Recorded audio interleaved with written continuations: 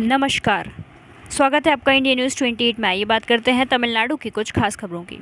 तमिलनाडु के तिरुच्चिरी में जनसभा, कल्याणकारी योजनाओं का वितरण।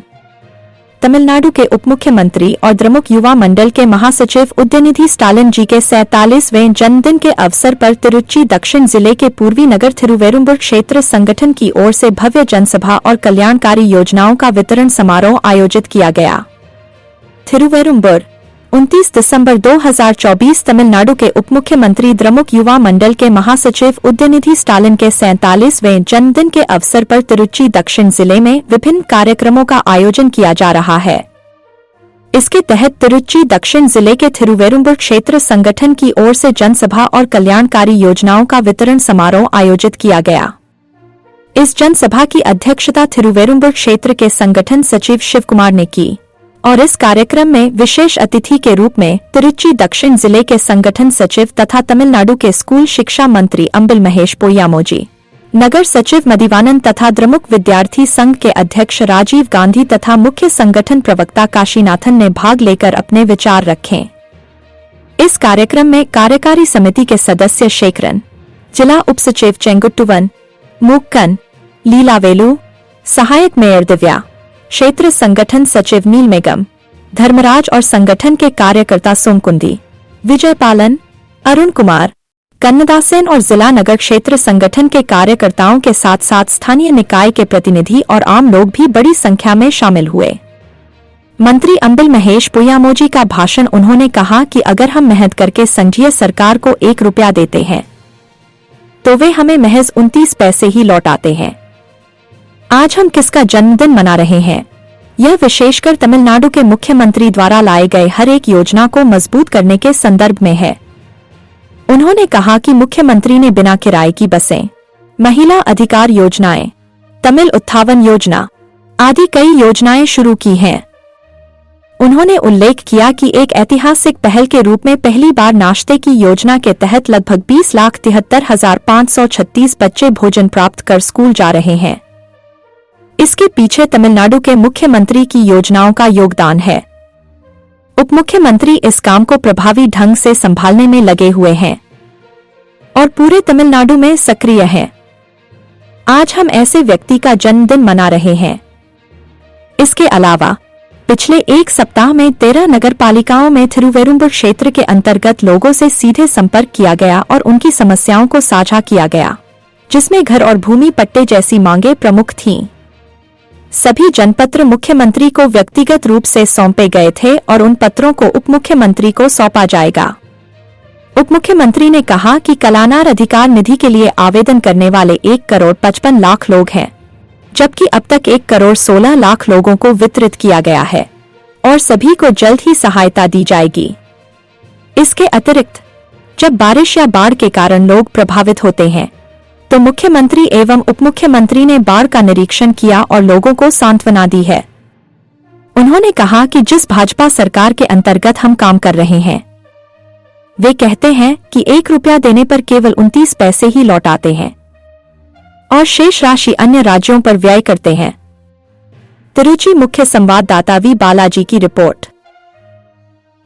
இங்கே கலந்து கொண்டு உரையாற்ற வருகை தந்திருக்கின்ற திராவிட முன்னேற்ற கழகத்துடைய மாணவர்களுடைய மாநில தலைவர், என்னுடைய அன்பிற்கும் பாசத்திற்கும் உரிய சகோதரர் ராஜீவ் காந்தி அவர்களே, உரையாற்றி அமர்ந்திருக்கின்ற மாநகர கழகத்துடைய செயலாளர் மண்டல குழு தலைவர் அண்ணன் மதிவானன் அவர்களே, வருகை தந்து சிறப்பித்துக் கொண்டிருக்கின்ற முன்னாள் சட்டமன்ற உறுப்பினர் தலைமை கழகத்துடைய செயலாளர் அண்ணன் KN சேகரன் அவர்களே, உரையாற்றி அமர்ந்திருக்கின்ற தலைமை கழகத்துடைய பேச்சாளர் மணப்பாறை துரை காசிநாதன் அவர்களே, கலந்து கொண்டு சிறப்பித்துக் கொண்டிருக்கின்ற துணை மேயர் திவ்யா அவர்களே, மாவட்ட மாநகர கழகத்துடைய நிர்வாகிகள் அண்ணன் செங்குட்டன் அவர்களே, அண்ணன் மூக்கன் அவர்களே, அக்கா லீலா வேலு அவர்களே, குணசேகரன், நூர்கான், சந்திரமோகன், பொன் செல்லையா, சரோஜினி வெங்கட்ராஜ், தமிழ்ச்செல்வம் உள்ளிட்டவர்களே, வருகை தந்திருக்கின்ற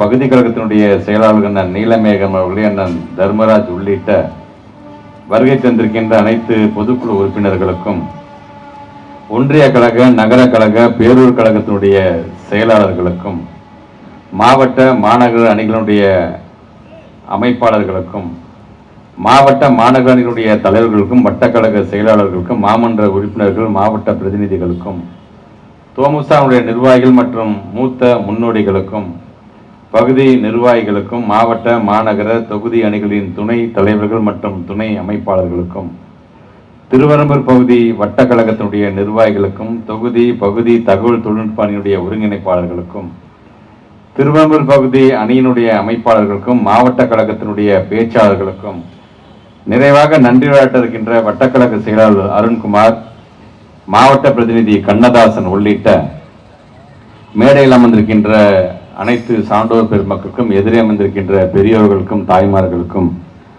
ஒட்டுமொத்தமாக சொல்ல வேண்டும் என்று சொன்னால் முத்தமிழறிஞர் கலைஞர்களுடைய உயிரினும் மேலான அன்பு உடன்பிறப்புகள் உங்கள் அனைவருக்கும் என்னுடைய வணக்கங்கள். இங்கே உரையாற்றி இருக்கின்ற ஒவ்வொருவரும் சொன்னது போல இன்றைக்கு யாருடைய பிறந்த நாளை நாம் கொண்டாடி கொண்டிருக்கின்றோம். குறிப்பாக நம்முடைய மாண்பு தமிழ்நாட்டு முதலமைச்சர் கொண்டு வருகின்ற திட்டத்திற்கெல்லாம் அவருடைய கரத்தை வலுப்படுத்துகின்ற விதமாக நிர்வாக ரீதியாக தொடர்ந்து அந்த பணியிலே தன்னை முழுமையாக ஈடுபடுத்தி கொண்டு இன்றைக்கு ஒவ்வொரு திட்டமும் தமிழ்நாட்டோட முதலமைச்சர் கொண்டு வருகின்ற கட்டணமில்லா பேருந்து பயணமாக இருந்தாலும், அல்லது அவர் கொண்டு வருகின்ற கலைஞர் உரிமை தொகை என்ற வகையில் மாதம் 1000 ரூபாய் வழங்கப்படுகின்ற திட்டமாக இருந்தாலும், அல்லது நம்முடைய பிள்ளைகள்லாம் புதுமை பெண் திட்டத்தின் மூலமாக கல்லூரி படிப்பில் படிக்க வேண்டும், நம்முடைய பசங்கள்லாம் தமிழ் புதுமை திட்டத்தின் மூலமாக படிக்க வேண்டும், காலை உணவு என்பது இதுவரைக்கும் எந்த வரலாற்றிலும் இல்லாத ஒரு புதிய வரலாற்றை நாம் படைத்திருக்கின்றோம் என்று சொல்லி ஏறத்தாழ 20,73,536 பிள்ளைகள் காலமுறை சாப்பிட்டுட்டு பள்ளிக்கூடத்துக்கு போறாங்கன்னு அதுக்கு காரணமாக இருக்கக்கூடிய தமிழ்நாட்டுடைய முதலமைச்சர் இப்படி இவர் கொண்டு வருகின்ற ஒவ்வொரு திட்டத்தின் சார்பாக வருகின்ற அந்த நிர்வாக ரீதியான அதை கையாளக்கூடியவர் யார் என்று சொன்னால், இன்றைக்கு நாம் பிறந்த நாள் கொண்டாடி கொண்டிருக்கின்ற நம்முடைய மாண்புமிகு துணை முதலமைச்சர் திரு உதயநிதி ஸ்டாலின் அவர்கள் அவருடைய பிறந்த நாளைத்தான் இன்றைக்கு நாம் கொண்டாடி கொண்டிருக்கின்றோம். ஏறத்தாழ பார்க்கும் போதே பார்த்தா தமிழ்நாட்டுடைய முதலமைச்சர் செய்கின்ற பணியில கிட்டத்தட்ட 50% பணிகளை இன்றைக்கு பகிர்ந்து கொண்டு செய்யக்கூடியவர்களாக, ஒரு உழைப்பாளியாக இன்றைக்கு தமிழ்நாடு சுற்றி சுற்றி வரக்கூடியவர்கள் தான் நம்முடைய இளம் தலைவராக நாம் கருதக்கூடிய நம்முடைய மாண்புமிகு துணை முதலமைச்சர்.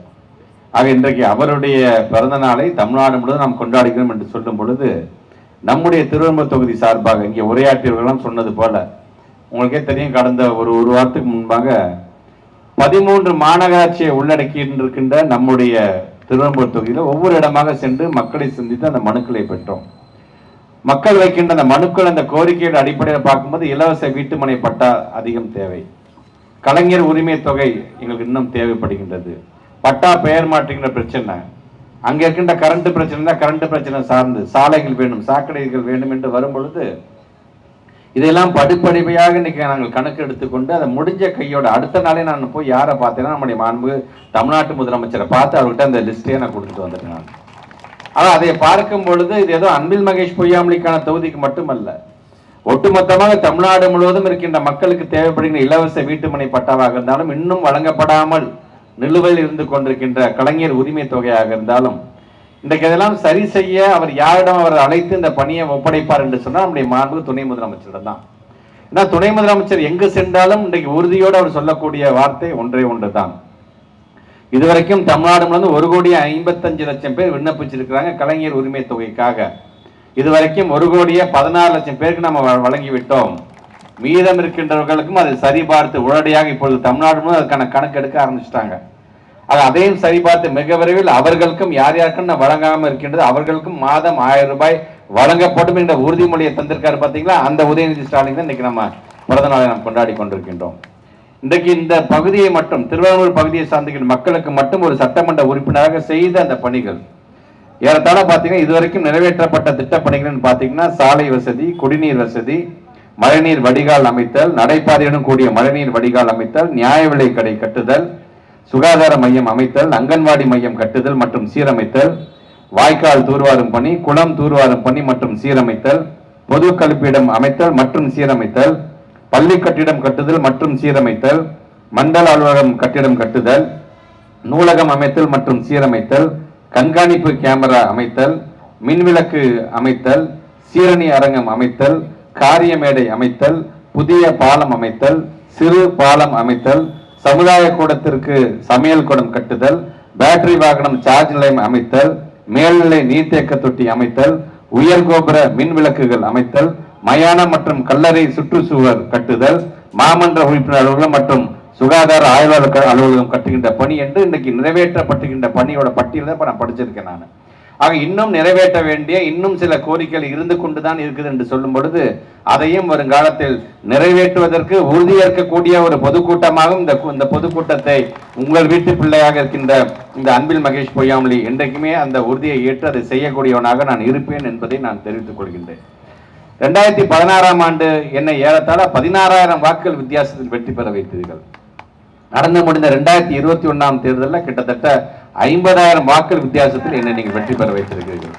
நடந்து முடிந்த நாடாளுமன்ற தேர்தலில் ஏறத்தாழ பார்த்தீங்கன்னா கிட்டத்தட்ட 68,000 வாக்குகள் வித்தியாசத்தை நம்முடைய திருவம்பூர் தொகுதி மட்டுமே கொடுத்திருக்கிறது என்று சொல்லும் பொழுது தொடர்ந்து மக்களுடைய நம்பிக்கையை பெறுகின்ற அளவிற்கு ஏதோ அமைச்சராக அல்ல சட்டமன்ற உறுப்பினர்கள் நான் மட்டுமல்ல, இங்கே மேலே அமர்ந்திருக்கின்ற நம்முடைய மண்டல குழுவுடைய தலைவர் நான் மதிவாணன் அவர்கள், மேடையில் அமர்ந்திருக்கின்ற மாமன்ற உறுப்பினர் சிவகுமார் அவர்கள், வருகை தந்திருக்க எங்களுடைய மாமன்ற உறுப்பினர் ஒவ்வொருவரும் அந்தந்த பகுதியில் மக்களை தேடி இன்றைக்கு அதுக்கான பணியை செய்ததன் காரணமாகத்தான் தொடர்ந்து அந்த நம்பிக்கையை எனக்கு நாங்கள் பெற்றுக் கொண்டிருக்கோம் என்று சொல்லும் பொழுது இதற்கு எங்களுக்கான எடுத்துக்காட்டாக யார் இருக்கின்றார்? எங்களுடைய தலைவர், இயக்க தலைவர், எங்களை நாளும் இயக்குகின்ற தலைவர், மாண்பு தமிழ்நாட்டு முதலமைச்சரே. ஒரு மழைன்னு வந்துச்சு அடுத்த ரெயின்கோட்டை போட்டு நேரடியாக போய் அங்கே போய் நிற்கிறார், உடனே அதை சரி செய்கிறார். அவர் மட்டும்தான் அப்படிதான் என்றால் பார்த்தால் நம்முடைய மாண்பு துணை முதலமைச்சர் சென்னையில் மழை வந்தால் மட்டும்தான் அவர் இறங்குவாரா? அது திருவண்ணாமலையாக இருந்தாலும், விழுப்புரமாக இருந்தாலும், அது ஊத்தங்கரையாக இருந்தாலும், கடலூராக இருந்தாலும் எங்கெல்லாம் மழை பெய்து மக்கள் இந்த இடர்பாடுகளுக்கு ஆளாக அடுத்த நிமிஷம் அங்கே போய் நாங்கள் நிற்கிறோம். நாங்கள் இதுக்காகத்தான் ஓட்டு போட்டிருக்கீங்க. நீங்கள் உங்களை ஒவ்வொரு முறையும் நாங்கள் ஒவ்வொரு வீடாக தெரு எங்களுக்கு ஓட்டு போடுங்க, எங்களுக்கு ஓட்டு போட்டிங்கன்னா உங்களை நம்பிக்கையை காக்கக்கூடிய நாங்கள் வேலை செய்கிறோம் என்று சொல்லும் பொழுது இன்றைக்கு நம்முடைய தமிழ்நாட்டுடைய முதலமைச்சர் நிதி நெருக்கடி எவ்வளவு இருந்தாலும் சரி, ஒன்றிய அரசு நம்ம பக்கமே திரும்பி பார்க்க மாட்டாங்க. நாம ₹1 உழைச்சி நம்ம கொடுத்தோம்னா மீதி 29 பைசா தான் நமக்கு தராங்க. இப்ப மிச்ச காசு எங்க போகுது அப்படின்னு பாத்தீங்கன்னா